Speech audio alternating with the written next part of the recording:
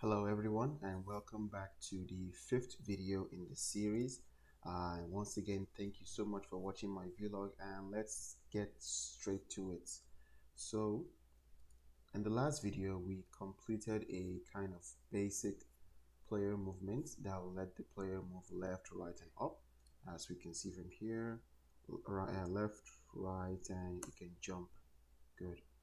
And today in this video, we're going to work on the player animation and we're going to also change the player movements script a little bit just so that the animations will play when they are needed, not every time.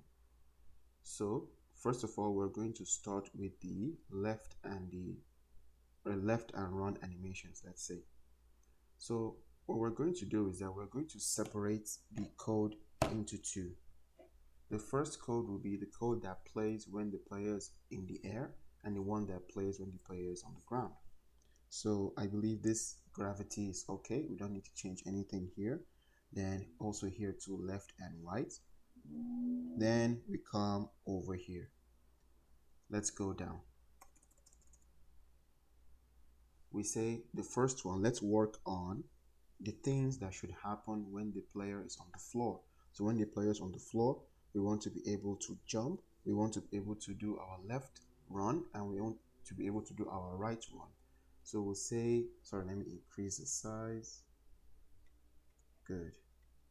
So we'll say, let's just say on the floor. If is on floor,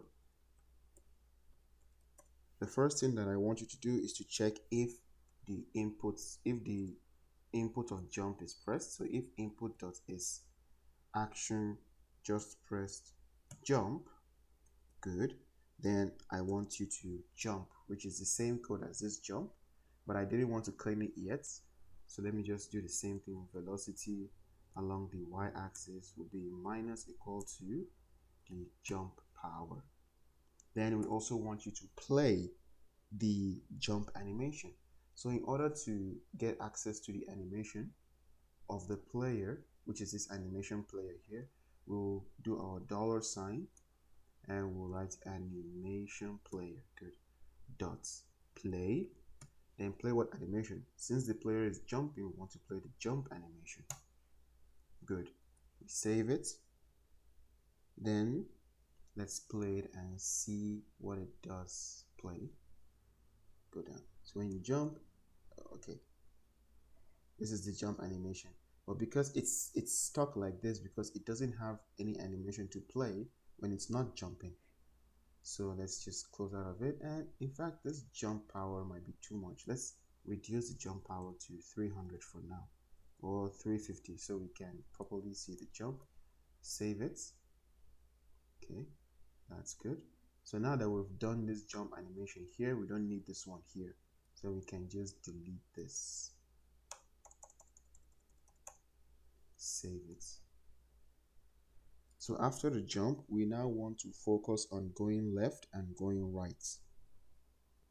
So we would go down and say elif the player direction, which is the player is either moving left or right. What we want you to do is to increase the velocity along whatever area the player is going. So we'll just say the velocity along the x-axis will be equal to speed times the player direction, which is the same thing that we did for the which is the same thing here, but we just want to put it here so that it can perform all these checks. When we're done with the code, you see what I mean. So velocity along the x-axis equals to speed times player direction. Good. Now we'll come down.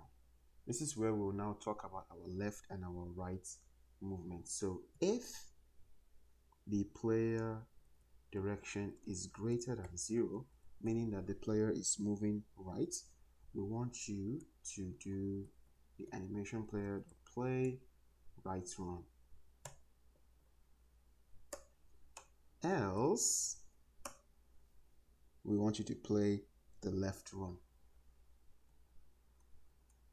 Sorry, we want you to play the left run. Animation player dot play left run. Good. Now that we are done with that, we will also now have to give it the idle. So this is the first if, this is the elif, this is the if and else. So we need to also close this if here. So if will come down here. Good. Else, we want you to make the velocity to be along the x-axis to be equals to 0. That's the player is not moving at all. And then we would play the, you guessed it, the animation player to play the idle animation. Good. So now we have done for the jump, for the right run, for the left run, and for the idle. So this is if the velocity along the y-axis is this, play jump. If it's not, play the idle animation. So let's play it and see. Boom. So we go right, we go left, we jump, come down, we jump, come down. Good. So it's not stuck on the animation like before because it knows exactly what to do when you're not pressing anything. So it should be in the idle animation. Good. Okay. So now the next thing would be to have our fall animation. What should happen when you're not jumping? So that is where we will now close this initial if on floor. So now we want to now do our if not on floor, which is the else. So else, that is if I'm not on the floor, what do you want me to do? Okay, fine. If I'm not on the floor, if the velocity along the y-axis is greater than 0, which means that I am falling, I want you to play the fall animation. Else, if it's not, meaning that I'm going up, I want you to play the jump animation. Animation player dot play the jump animation. Good.